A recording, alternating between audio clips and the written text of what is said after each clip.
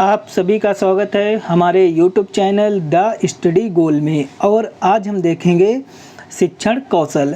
शिक्षण कौशल के अंतर्गत देखेंगे शिक्षण अधिगम सामग्री, टीचिंग लर्निंग मटेरियल यानी कि TLM। शिक्षण अधिगम सामग्री एक इम्पॉर्टेंट टॉपिक है और ये लगभग सभी टीचिंग एग्ज़ाम में पूछा जाता है। अभी दिसंबर 2019 में जो सीटेट हुआ था उसमें भी इस टॉपिक से एक क्वेश्चन बना था कि लिंगुआ फोन कैसी डिवाइस है। और 2017 यूपी टेट में एक इससे क्वेश्चन बना था कि डायास्कोप कैसी डिवाइस है। तो शिक्षण अधिगम सामग्री को आपको ध्यान से देखना है और आप इस एक वीडियो में ही शिक्षण अधिगम सामग्री को समझ जाएंगे। फिर शिक्षण अधिगम सामग्री से कोई भी कैसा भी क्वेश्चन आएगा आप उसको सॉल्व कर लेंगे।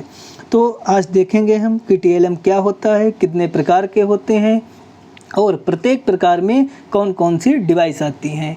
अगर आपको हमारा वीडियो पसंद आए सब्सक्राइब करें, लाइक करें, शेयर करें और हमसे जुड़ें। तो सबसे पहले हम देखेंगे कि शिक्षण सामग्री कितने प्रकार की होती है। तो शिक्षण सामग्री 4 प्रकार की होती है। तो पहला ही क्वेश्चन बनेगा कि शिक्षण सामग्री कितने प्रकार की होती है।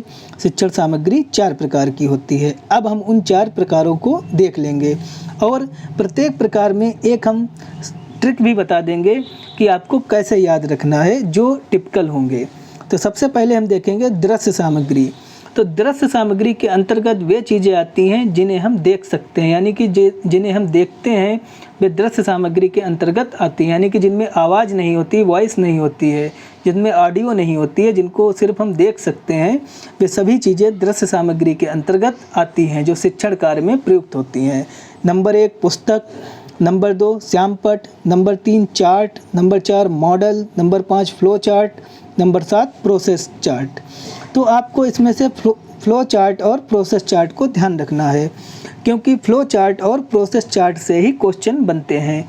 क्योंकि पुस्तक, श्यामपट्ट, चार्ट, मॉडल ये चीज़ आप देख के ही जान जाएंगे कि ये दृश्य सामग्री है, लेकिन फ्लो चार्ट और प्रोसेस चार्ट में आप कंफ्यूज हो जाते हैं कि दृश्य है कि श्रव्य है कि दृश्य श्रव्य दोनों है।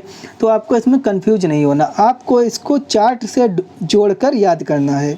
जिस प्रकार से चार्ट दृश्य सामग्री होती है उसी प्रकार से फ्लो चार्ट और प्रोसेस चार्ट उसी की भांति ये होते हैं और उसी की भांति ये दृश्य सामग्री हैं। तो आप जहाँ भी चार्ट किसी भी शब्द में लगा हुआ देख लेंगे आप वहाँ पे दृश्य सामग्री को टिक करेंगे। उसके बाद अब हम देखेंगे श्रव्य सामग्री। श्रव्य सामग्री के अंतर्गत वे चीज़ें आती हैं जिनमें सिर्फ आवाज़ होती है, जिनमें सिर्फ ऑडियो होता है, यानी कि जिनको हम सिर्फ सुन सकते हैं। वे सभी डिवाइस जो होती हैं वो श्रव्य सामग्री के अंतर्गत आती हैं। Number 1 tape recorder, number 2 microphone, number 3 lingua phone, number 4 radio. इनमें से माइक्रोफोन और लिंगुआ फोन इम्पॉर्टेंट है और माइक्रोफोन लिंगुआ फोन से ही क्वेश्चन आते हैं क्योंकि टेप रिकॉर्डर, रेडियो, MP3 ये सब आप देख के जान जाते हैं कि यह एक ऑडियो डिवाइस है। लेकिन माइक्रोफोन स्पेशली लिंगुआ फोन में आप कंफ्यूज हो जाते हैं कि लिंगुआ फोन ऑडियो है कि ऑडियो वीडियो है कि सिर्फ वीडियो है। तो इसमें आपको कंफ्यूज नहीं होना है। आप जिस डिवाइस में फ़ोन लगा हुआ देख लें, जैसे माइक्रोफोन, लिंगुआ फ़ोन, ये सभी चीज़ें ऑडियो डिवाइस यानी कि श्रव्य सामग्री के अंतर्गत आती हैं।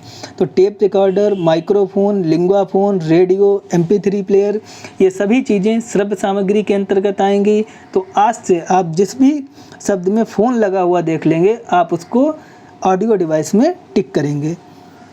उसके बाद अब हम देखेंगे दृश्य श्रव्य सामग्री कि दृश्य श्रव्य सामग्री में कौन सी चीज़ें आती हैं। नंबर 1 टीवी, नंबर 2 चलचित्र, number 3 video conference, number 4 MP4 player.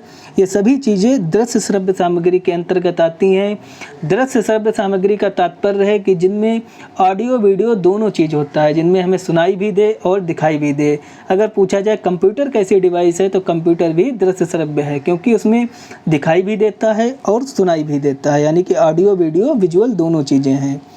उसके बाद अब हम देखेंगे प्रेक्षेप्ति। प्रेक्षेप्ति क्या होता है और प्रेक्षेप्त डिवाइस यह एक इम्पॉर्टेंट है क्योंकि इससे क्वेश्चन बनते रहते हैं।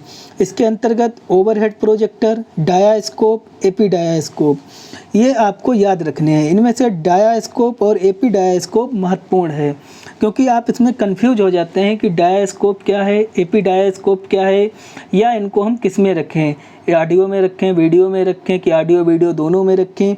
तो आपको इसमें कंफ्यूज नहीं होना है, आपको इनको प्रेक्षेप्त में रखना है, ओवरहेड प्रोजेक्टर, डायास्कोप, एपीडायास्कोप और इसी में एक आती है जादू की लालटेन। अगर जादू की लालटेन भी आपको दिख जाता है तो वहाँ पे आप प्रेक्षेप्त को ही टिक करेंगे। उसके बाद अब हम देखेंगे शिक्षण अधिगम सामग्री का महत्व, कि शिक्षण अधिगम सामग्री का क्या महत्व होता है और शिक्षण अधिगम सामग्री के द्वारा हम शिक्षण कार्य को और कैसे रोचक और सुलभ बना सकते हैं। तो नंबर 1, सीखने में सहायक। शिक्षण अधिगम सामग्री सीखने में सहायक होती है। जैसे कि आप प्राइमरी में बच्चों को बता रहे हैं कि पृथ्वी गोल होती है, लेकिन बच्चों को समझ में नहीं आ रहा कि ये गोल क्या चीज़ होता है। आपने उन्हें बताया कि वृत्ताकार होता है, लेकिन उन्हें ना गोल समझ में आ रहा, ना वृत्ताकार समझ में आ रहा। तो आप अब वहाँ पे टीचिंग लर्निंग मटेरियल यानी कि शिक्षण अधिगम सामग्री का प्रयोग करेंगे और आप उन्हें एटलस दिखाएंगे कि एटलस के द्वारा वो समझ जाएंगे कि हाँ पृथ्वी गोल होती है। इसलिए शिक्षण अधिगम सामग्री सीखने में भी सहायक होती है। नंबर 2, मौखिक कार्य को कम करता है। शिक्षण अधिगम सामग्री मौखिक कार्य को भी कम करता है। जैसे कि हमको किसी लेसन के क्वेश्चन आंसर कराने हैं तो हम अगर उसको मौखिक की बजाय ब्लैक बोर्ड पे करा देंगे तो ज़्यादा सरलता रहेगी, क्योंकि ब्लैक बोर्ड पे कराने से उसमें शुद्धता भी रहेगी, जल्दी भी हो जाएगा और समय की भी बचत होगी, जिससे कि हम ज़्यादा से ज़्यादा शिक्षण का कार्य करा सकते हैं। क्योंकि मौखिक में ऐसा होगा कि हम एक ही क्वेश्चन 4 बार रिपीट करेंगे, फिर भी कुछ ना कुछ गलत होता रहेगा और बच्चों को जल्दी समझ में नहीं आएगा। नंबर 3, समय एवं ऊर्जा की बचत। इसके द्वारा समय एवं ऊर्जा की बचत होती है। जैसे कि अभी बताया था, उदाहरण दिया कि अगर हमें किसी लेसन में क्वेश्चन आंसर कराने हैं तो अगर हम ब्लैक बोर्ड पे करा देंगे तो जल्दी हो जाएगा। अगर वही कार्य हम मौखिक कराएंगे, बोल के कराएंगे तो टाइम लगेगा। या जैसे हमको कोई राष्ट्रीय गीत सुनाना है या राष्ट्रीय गीत क्लास में बजाना है तो हम उसको MP3 प्लेयर से बजा देंगे, किसी ऑडियो डिवाइस से बजा देंगे तो वो जल्दी हो जाएगा और सरलता भी रहेगी। नंबर 4, छात्रों को सक्रिय करता है। शिक्षण अधिगम सामग्री के द्वारा छात्र सक्रिय यानी कि एक्टिव होते हैं। जैसे अगर वो फ्लो चार्ट या मॉडल ये सब चीज़ें बनाते हैं तो उनमें रुचि उत्पन्न होती है, यानी कि वो मोटिवेट होते हैं, और जब वो मोटिवेट होंगे तो उनके अंदर शिक्षण कार्य के लिए रुचि उत्पन्न होगी, यानी कि वो उद्दीप्त होते हैं, उनके अंदर उत्तेजना जागृत होती है और वो छात्र लोग जो होते हैं वो एक्टिव हो जाते हैं पढ़ने के लिए। उसके बाद अब हम डेफिनेशन देखेंगे।